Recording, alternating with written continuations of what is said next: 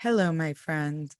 I am so happy that you decided to take this step to learning the how to finally have a tool, a way to be able to achieve all of the things that you know that you want to and beyond want to, need to, right? It's that we've been to I say we because I'm like, yes, we've all done the same thing. I'm in it with you. I'm here with you. I've done it too.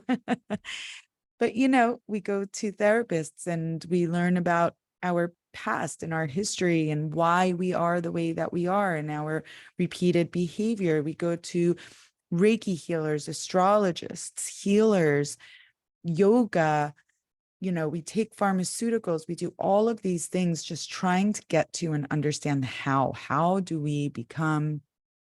How do we heal? How do we grow? How do we achieve? How do we have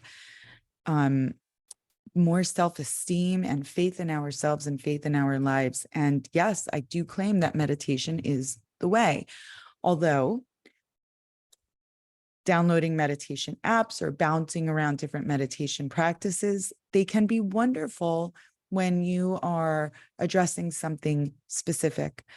But as far as achieving our goal of change, of not wanting to repeat the same cycle over and over again, it's just not that easy as sitting down and downloading an app. If only it were so easy as doing a loving kindness or a compassion or a mindfulness practice. And sometimes, again, that's appropriate.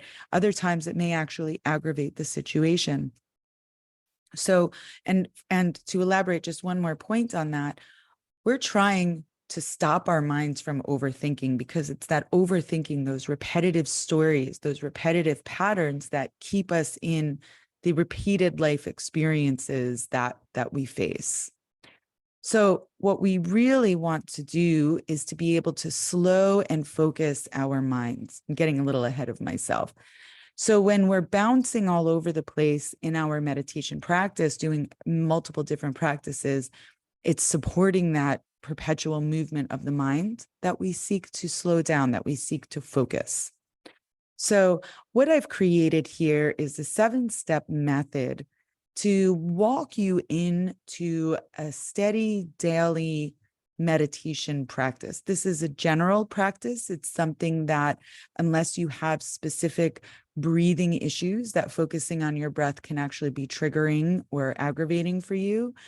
But for most people, this is a very beautiful, accessible, comfortable tool, a starting point for the how meditation works for you and starting to get some traction.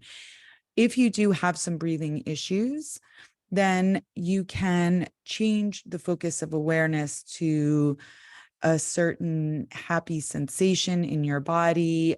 You can choose a mantra. I like to use I am.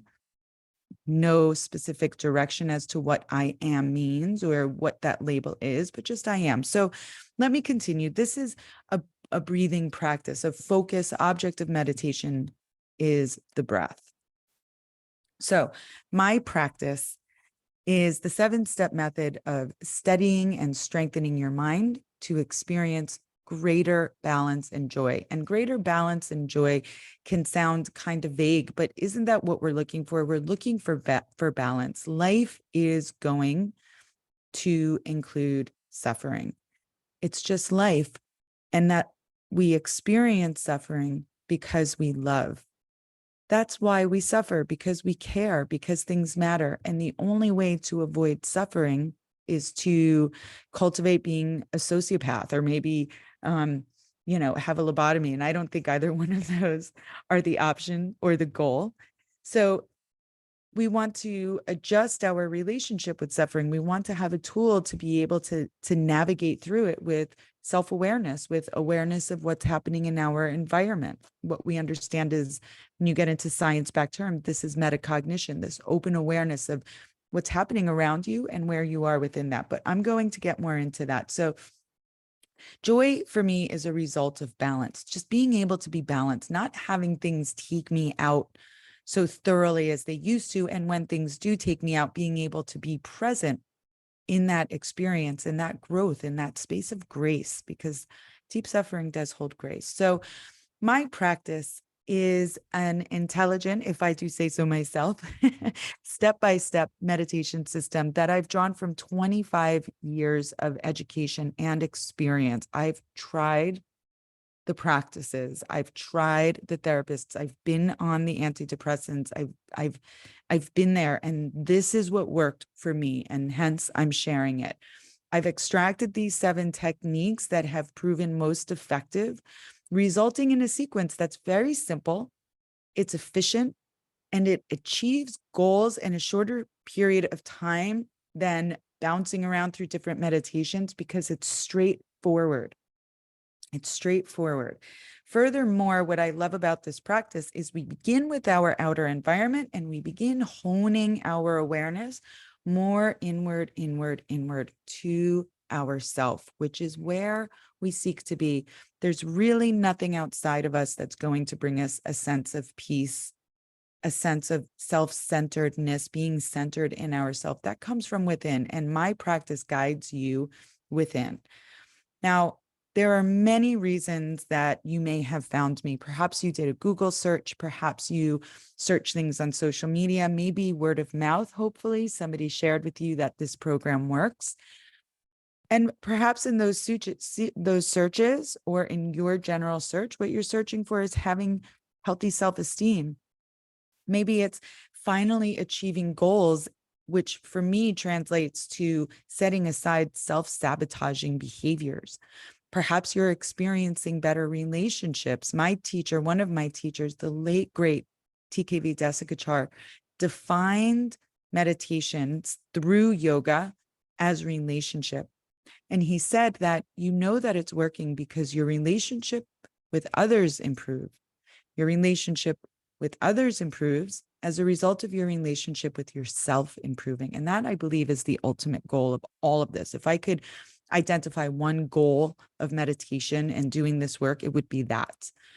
It's the ability to gracefully handle discomfort in our life and suffering, and to be able to find the grace, to find the wisdom in the experience. Meditation can help with better sleeping habits and creating a life, as we already discussed, that feels more balanced. But there's more. You can, if you wish, experience spiritual growth through this understanding and knowing of yourself. You can manage overthinking, that ruminating when you, right? Our thoughts gain momentum. And so this is one of the reasons why I recommend doing this practice first thing every day, whether it's 2 minutes or 20 minutes, whatever your time amount is, because what your thoughts and beliefs are first thing in the day, those will gain momentum. They'll get bigger, they'll get bigger, they'll get louder. The story will expand, right? You've had this experience. I hope you're chuckling right now because you're like, oh man, I might do that sometimes. It's okay, it's human. But this exercises your ability to pause, to press pause and put your mind where you actually want it to be.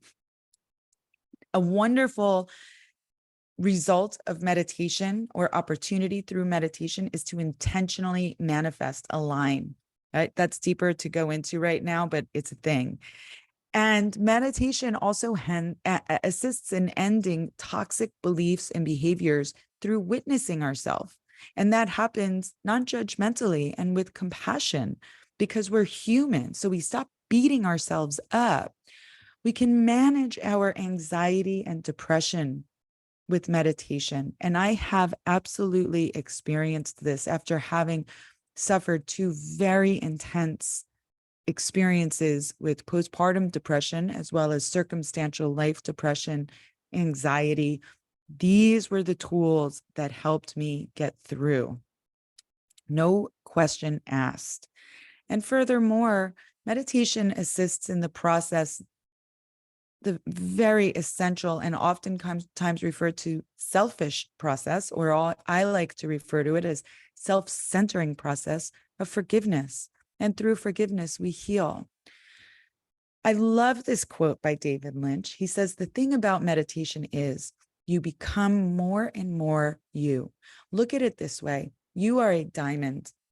a beautiful, perfect diamond inside of a box, inside of a box, inside of a box, inside of a box. And each of those boxes is one of our ego identifications. And meditation doesn't add anything. We're clearing away because you're already perfect.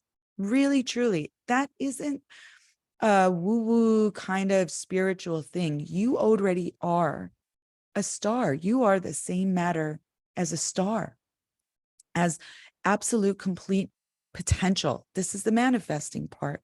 So we're clearing away the clutter so that you can be more and more you.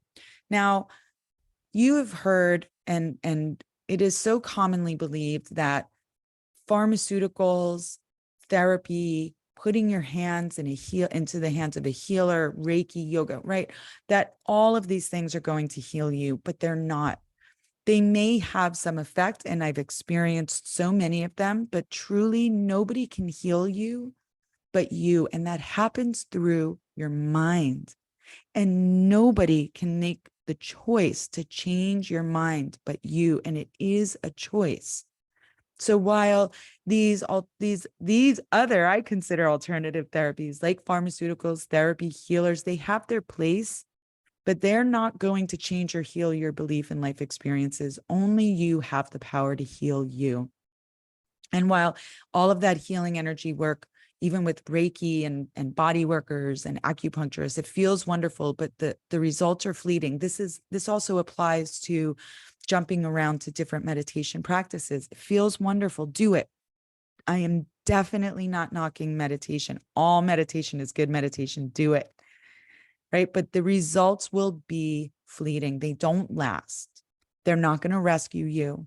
They're not going to heal the perspectives that guide you to having the pains that you have, because it is a matter, our perception is our reality. So only you have the power to do so in any real and lasting way. How? Healing is a choice. Personal growth is a choice. Prioritizing yourself without guilt or shame, it's a choice. The greatest power that you have is your power of choice. You have the choice to say, I don't have 5 minutes to do a meditation practice. Or you have the choice to say, I come before anything. So I'm sorry, I can't attend to that right now because I need to do this for me. 5 minutes first thing in the morning. We wouldn't dare leave our home without brushing our teeth, but we'll go without putting our head on straight, without checking in and recognizing who we are and what we're working with on any given day. And you need to choose you. Begin by checking in with and prioritizing you. And my practice is the step way. I'm not just saying this and leaving you without a how. I've got your how. And you're going to do this every damn day. So here are the 7 steps of the My Practice method. Practice finding everything that you need within.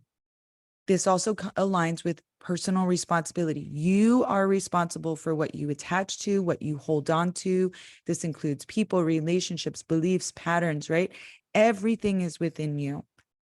And with this, you will establish a true baseline of clarity, balance, and an unwavering sense of self with these 7 steps of My Practice. Step 1, you need to move your body. A body in motion stays in motion. A body that's stagnant, it atrophies. Stand up, stretch, bend side to side, touch your toes. Maybe you go for a run. Maybe that's your morning routine. Maybe you work out. I'm not saying ditch your morning routine or replace it with anything else. If you don't have a morning routine of movement, get out of bed, reach up, take a breath, bend to the right, let out the breath, reach up, take a breath, bend to the left, let out the breath, reach up and breathe, exhale, bend over. You can bend your knees. If you can't touch your toes, bend your knees. Now you can touch your toes. And then roll up to stand, 1 vertebrae at a time till you're all the way up. And then reach your hands behind you, clasp them at your lower back. So interlace your fingers and reach your knuckles down to the ground and roll your shoulders open. Drop your chin to your chest, roll your head side to side, release your arms, and there, you moved. Do that a couple of times. Take as much time as you have available and prepare your body with some stretches and movement. It doesn't have to be specific and routine. And as a matter of fact, it's really beneficial. Even if you have a morning routine, as soon as your feet hit the ground in the morning, just stretch in a way that your body is intuitively guiding you. Okay, after you've done a bit of movement, have a seat, get the fidgets out, set a gentle alarm on your phone. Make sure that you put your phone on do not disturb. This is essential, non-negotiable. Close your eyes, or you can leave them slightly open if closing your eyes causes you discomfort. It's a thing.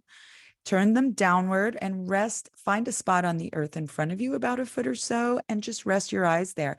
And if you're used to meditating with your eyes closed, this is an interesting, very interesting practice to do. Step 2 is to open your peripheral awareness.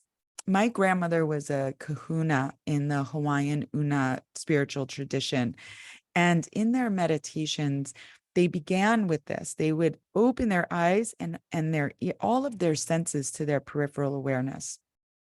And the way that I translated this, that this became alive for me, was it was my understanding that I'm inviting in all of the world around me, all of my human world. I used to try human, animal, environmental, just the world. I used to try to push out all of the sounds and movements around me, and they just got louder. They actually became the object of meditation. So by opening up your awareness, you might find very often, as I do, that the sound becomes a drone. And furthermore, when we open our awareness, when we close our awareness, we're basically saying to our community, you bother me.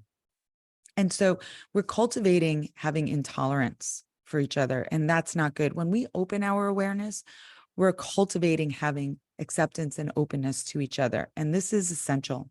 Okay. So when you focus on the sounds and movements around you as a means of distraction and frustration, again, they will only get more persistent. Open up and allow. Invite in the world around you. It's a beautiful world. The third stage, excuse me, is proprioception. Now, we have this, it's like our sixth sense of proprioception. Well, maybe our seventh or eighth sense, right? Our sixth sense is a certain intuitive knowing. So proprioception is an awareness of our physical body. You know how when you're walking around in a crowded place and you can kind of feel other people around you and you move? That's a sense of proprioception. So you're sitting, you have your eyes closed, and you have a sense of yourself in this world, the world around you, the sky above you, the earth underneath you.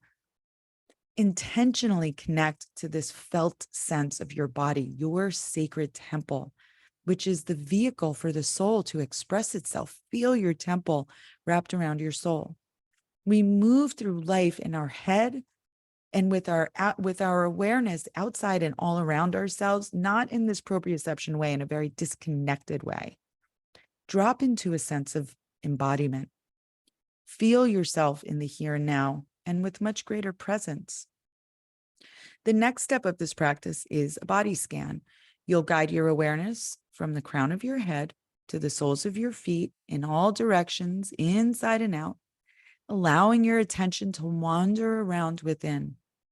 And if there's anywhere in your body that you're feeling discomfort or pain, you've had an injury, or even just your awareness pauses intuitively, just place a little seed of light there, filled with a little extra tender, loving care. And then the fifth step of the My Practice method is to observe your breath, placing your attention on the sensation of breath as it expands and contracts your body, turning your awareness a little bit more deeply, noticing the lift and rise of your chest, not only up and down, but side to side, expanding forward and back, and turning the attention even more deeply and noticing where you feel the breath specifically, and the subtle sounds and sensations of the breath. What does your body feel like as it expands and contracts around the breath? We go into step 6, which refines the breath even more. And again, for me, the breath is the most neutral object of meditation, and it's always there for you. So you'll seek out the sensation of the breath right at the very base of your nostrils. It's so super subtle. And that's intentional because it requires effort to place our mind on that sensation of breath. And here's the thing, when you begin, your mind is going to go and you're going to bring it back, and it's going to go and you're going to bring it back. And this isn't an opportunity to criticize. It's like when you're working your biceps, you don't just lift the weight and hold it there. You drop it down, you lift it up. You drop it down, you lift it up. That's the exercise. So release the self-criticism. You're honing your attention. See this teeny tiny little full moon on this slide? It's like that. That's where you're placing your attention, on that subtle sensation of the breath. You'll hold yourself in that place for as long as you have. And then step 7 is to self-center. I love changing the relationship to the phrase self-centered. I don't know why that became a bad thing, because I feel that becoming self-centered is the way forward. We're not discussing doing things intentionally at other people's expense. We're talking about our true north resides on this axis that exists within. That is where we are coming from. So this practice of self-centering looks like a prayer, a mantra, an affirmation, a dedication, a reflection of what it is that you appreciate about you. And I use appreciation intentionally instead of gratitude, and that's for a reason. Gratitude, I love gratitude practices, but I found myself I'm grateful for my clean water. I'm grateful for this comfortable chair. I love this dress so much. I'm grateful, right? It started just to become not as heartfelt anymore. And appreciation was causing me pause to contemplate the qualities of what it is that I appreciate, why I appreciate what I say that I am. And it felt more heartfelt. So I recommend trying on this appreciation practice, but this part of the program really is what's best for you, your own personal self-centering from your heart practice. Be specific, okay? And then finally, in this self-centering, choose 2 life scenarios, one that feels good and one that is maybe not feeling so good, something that's been really upsetting you, bothering you. Maybe it's something that's been an itch. Maybe it's been a big slap in the face. And seek to find the qualities that you appreciate in both, meaning, how could this be working for my benefit? It's obvious in the ones that are comfortable, but in the ones that don't feel so good, this is a very profound exercise. How could this be working in my best interest? How is this working for me, not to me? So you're seeking to adjust how you see through the lens of how life is working for you. My practice is your accountability partner and support system as you intentionally enter your inner landscape and purposefully become the best version of you. This, my friend, is the how. This is the how. So now you're going to download the practice. You're going to have that available to you whenever you need that accountability partner. And should you wish to have a more personalized practice cultivated for you, or to learn more about my offerings, please reach out to me. You can shoot me an email, share@sharemelly.com, visit my website. I would love to write your own personal custom meditation prescription. I hope that you enjoyed this, my practice, and I very much look forward to connecting with you in the future. Be well.